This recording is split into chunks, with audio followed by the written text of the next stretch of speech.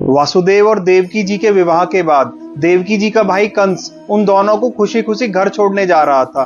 तभी एक भविष्यवाणी होती है। इस भविष्यवाणी के बाद सारे समीकरण बदल जाते हैं। भविष्यवाणी कहती है, हे कंस जरा संभल कर, तुम्हारे धरती पर दिन अब गिनती के बचे हैं। देवकी का 8वां पुत्र तुम्हारी मौत का कारण बनेगा। अपनी खुद की मौत की भविष्यवाणी सुनकर कंस का अपनी बहन से मोह तुरंत खत्म हो जाता है। वो कुल्हाड़ी उठाता है और देवकी जी की तरफ झपटता है। उसके रास्ते में आ जाते हैं वासुदेव। कंस के पैर पकड़कर वासुदेव कहते हैं, हे कंस, मैं अपने 8वें पुत्र को स्वयं तुम्हें सौंप दूंगा, तुम उसका वध कर देना। अभी तुम देवकी की जान बख्श दो, उसका वध मत करो। वासुदेव कंस से कहते हैं, हे कंस, तुम मुझे और देवकी को कारावास में डाल दो। जब हमारा 8वां पुत्र होगा तो तुम उसका वध कर देना। कंस थोड़ा शांत हो जाता है। इतने में एंट्री होती है नारद जी की। नारद जी एक इंद्रधनुष कंस को दिखाते हैं और कहते हैं, कंस जरा बताओ कौन सा रंग पहला है, कौन सा रंग आखिरी है। कंस, अगर तुम शुरू से गिनती करोगे तो आखिरी पुत्र 8वां होगा, और अगर तुम पीछे से गिनती करोगे तो पहला पुत्र 8वां होगा। आगे नारद जी कहते हैं, कंस, भगवान के तरीके सबसे अलग हैं, उनका गणित कोई नहीं समझ सकता।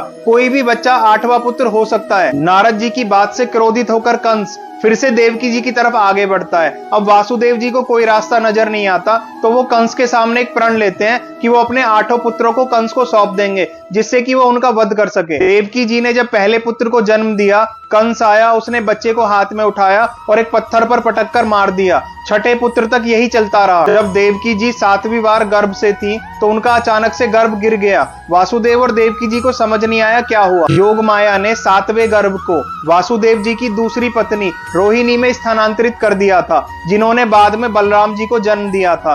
शेषनाग जी का दूसरा अवतार लक्ष्मण जी के बाद।